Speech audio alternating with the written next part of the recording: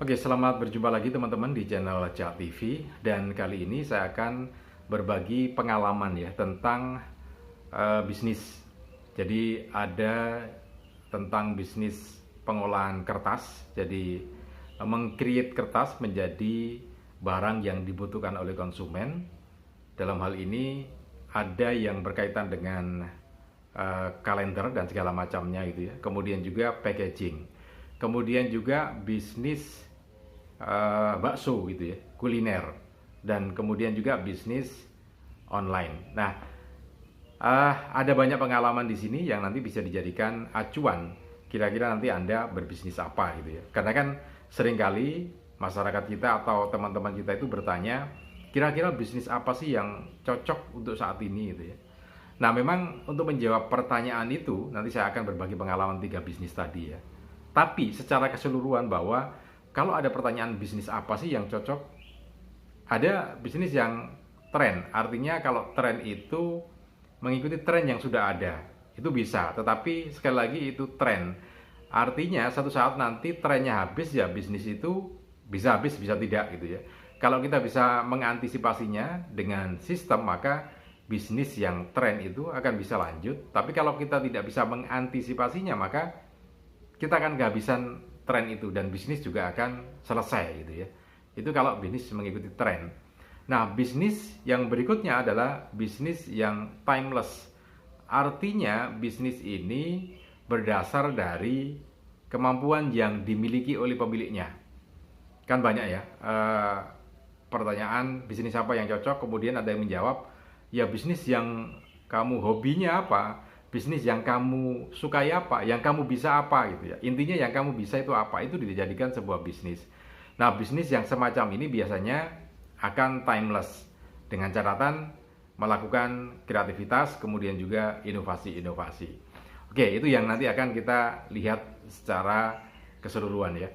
Baik, sebelum saya lanjutkan lagi, untuk Anda yang baru saja bergabung di channel Cak TV, jangan lupa tekan tombol subscribe-nya terlebih dahulu ya. Kemudian juga tekan tombol loncengnya, dan juga like, kemudian share video ini ke teman-teman Anda. Siapa tahu teman-teman Anda juga sedang membutuhkan informasi tentang bisnis ini. Oke, kita bisnis yang ini ya, bukan berdasarkan tren. Nanti saya akan bercerita di sesi lain tentang tren.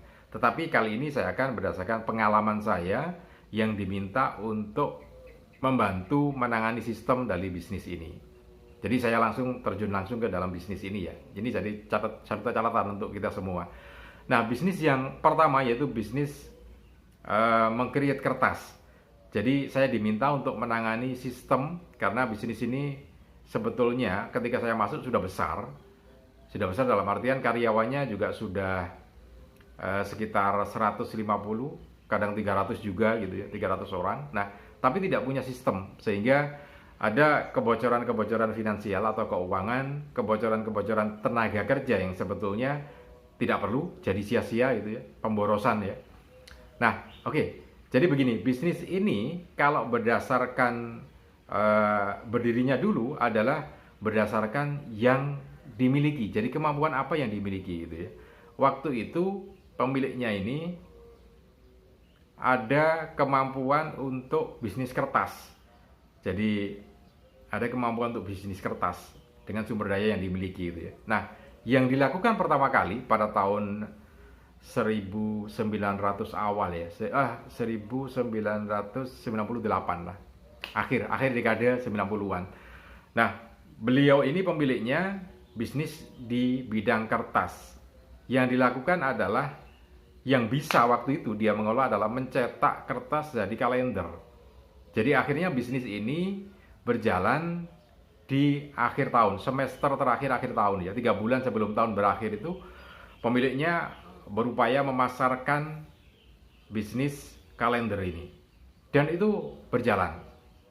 Kemudian setelah itu tahun baru ke belakang ya, tahun baru masih ada sisanya ya, bulan-bulan Januari. Nah, sisanya ini tidak ada lagi, kosong gitu ya, kosong. Kemudian nanti menjelang hari raya, itu biasanya pertengahan tahun, akan mulai lagi. Jadi bisnis ini hanya berjalan 2 kali dalam proyek yang cukup besar, tetapi hanya 2 kali, yaitu di akhir tahun semester itu, kemudian menjelang Lebaran. Kenapa begitu ya? Karena waktu itu banyak kalau kalender di akhir tahun, kalau menjelang Lebaran itu packaging itu ya, kemudian juga kartu ucapan dan segala macamnya. Waktu itu tahun 90-an gitu ya. Itu masih berjalan. Kemudian karena punya kemampuan itu, akhirnya berpikir kira-kira supaya bisa berjalan dengan baik apa ini yang dilakukan. Nah, akhirnya dilakukan kreativitas dan modifikasi, yaitu packaging, bergerak ke arah packaging. Artinya apa? Bisnis kalender tidak ditinggalkan, kemudian bisnis packagingnya juga mulai berjalan. Nah, packaging yang awal ya lokal gitu ya. Jadi hanya pesanan dalam skala kecil gitu. Tapi berjalannya waktu akhirnya bisa menembus packaging untuk ini apa? Packaging untuk jenis ini apa, konveksi ya. Jadi kayak kain gitu, tekstil gitu ya, sarung, batik dan segala macamnya. Nah, packaging itu yang bisa ditembus dan akhirnya setelah 30 tahun ya, 20 tahun, sekarang 30 tahun sudah miliaran omsetnya berjalan. Jadi kalender juga tetap jalan, kemudian hari raya juga tetap jalan, packaging juga jalan. Akhirnya bisa berjalan terus selama, tapi itu butuh waktu. Nah, artinya dari sini kita bisa mengambil pelajaran bahwa itu bisnis dimulai dari apa yang dia mampu gitu ya. Apa yang kita mampu. Kenapa dia mampu kertas?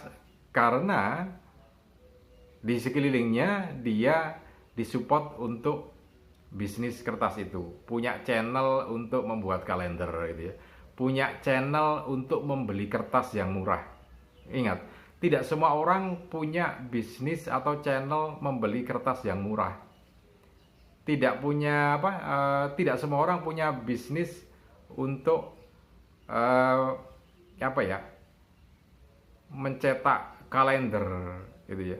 Jadi beliau ini sebetulnya bukan mencetak kalender tapi assembling, karena dia pun nanti untuk apa membeli kertas kan dia beli kertas ke tempat lain, kemudian kalendernya juga kadang-kadang sudah dalam bentuk sablonan, tinggal di usahanya dia itu mengklip kalendernya itu, jadi diklip pakai putihan plat putih itu, atau pakai roll untuk kalendernya, atau kalau kalender duduk berarti dia harus men-setting itu. Nah, datangnya lembaran lembaran gitu.